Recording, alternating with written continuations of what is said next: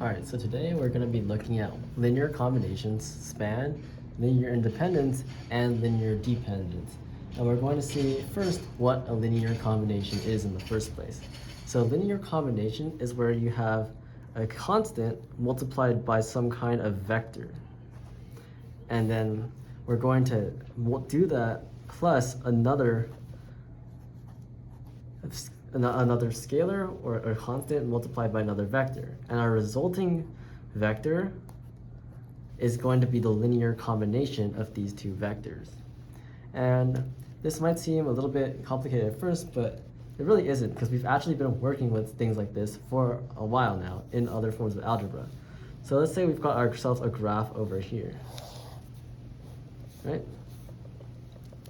So we have a point, we have one vector that just goes straight up, and they'll call this vector, describe it by 0, 1, okay?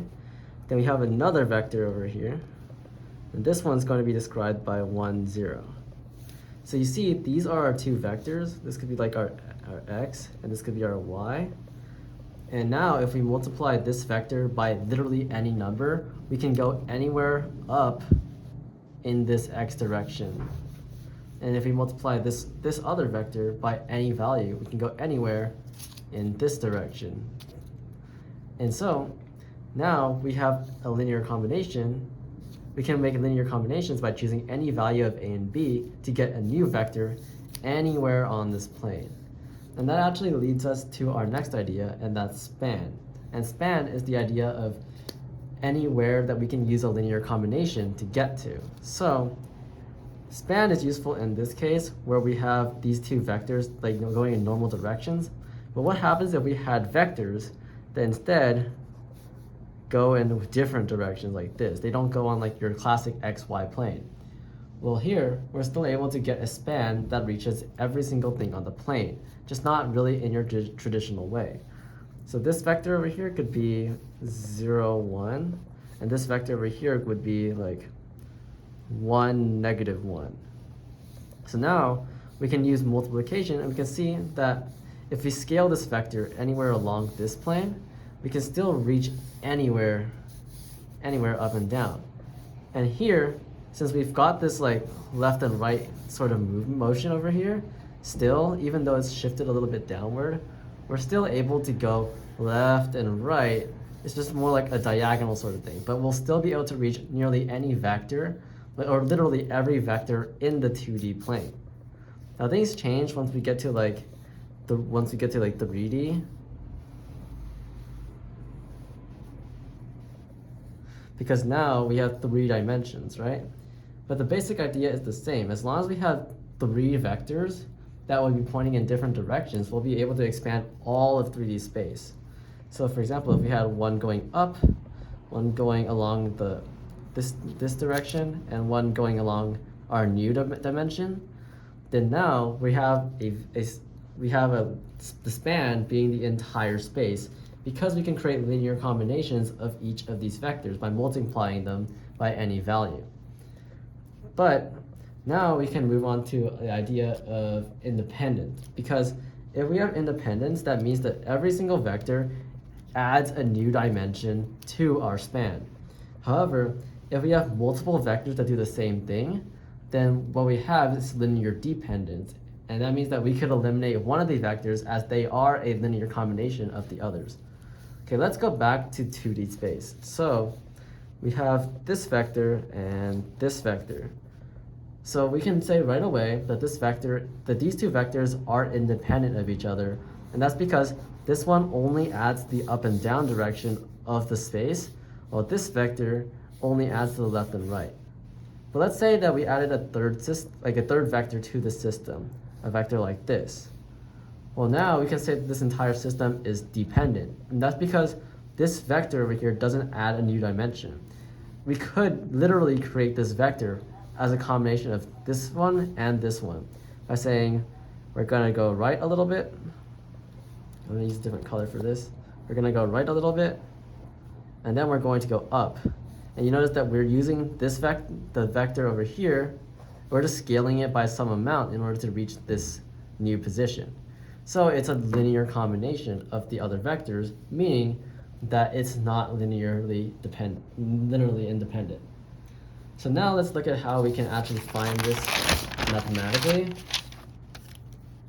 So let's look at two vectors over here. So we have the vector 2, 1,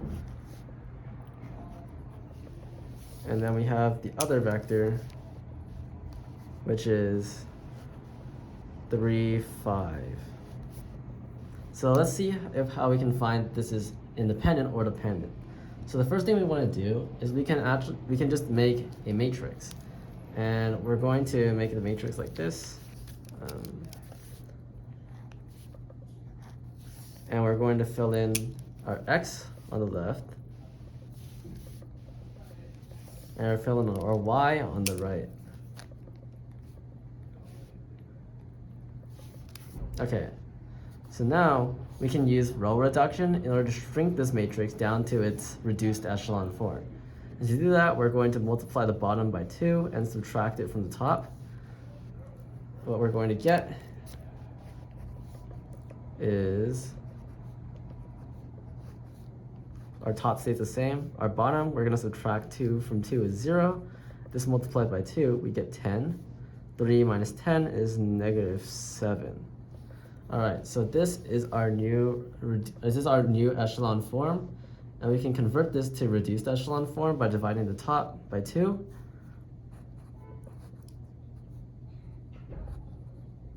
And the bottom by -7.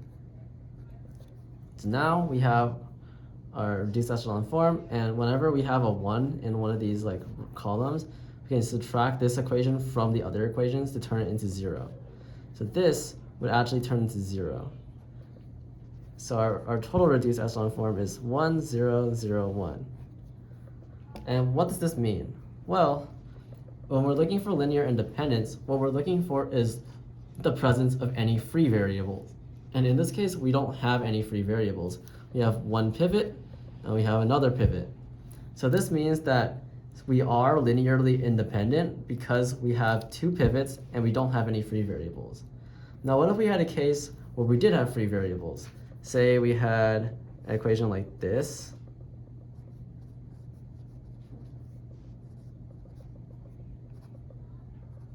You see now, in this matrix, we have two free variables. These are two columns over here that do not have any pivots. And therefore, this system, since it's already in echelon form, would be linearly dependent. And that means that we can remove one of the vectors and still be able to achieve the entire span that it has. Now let's look at another linear combination as well. So here we're going to have 3 vectors.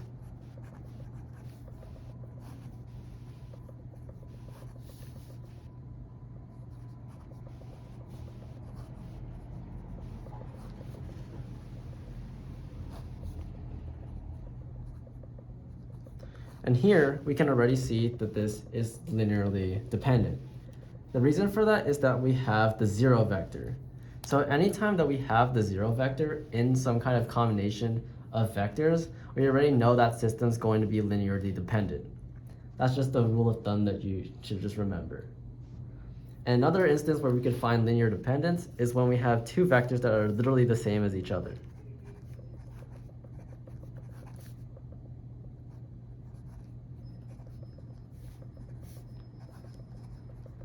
So in this case, these two are linearly dependent because if we draw it out, we can say that this would be x and our y is literally on top of the x.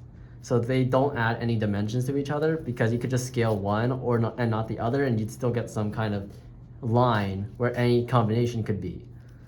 And let's look at one more example of linear dependence.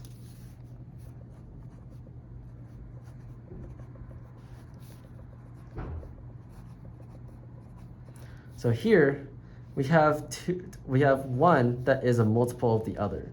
And this one you can automatically say is linearly dependent.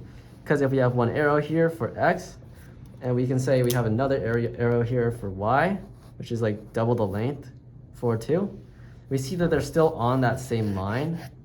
and that they're still linearly dependent because they're literally right on top of each other. So that's how you can determine linear independence or linear dependence. So for a quick recap is just that visually, if the lines create multiple dimensions and there aren't like any extra lines, then you can say that they're linearly independent.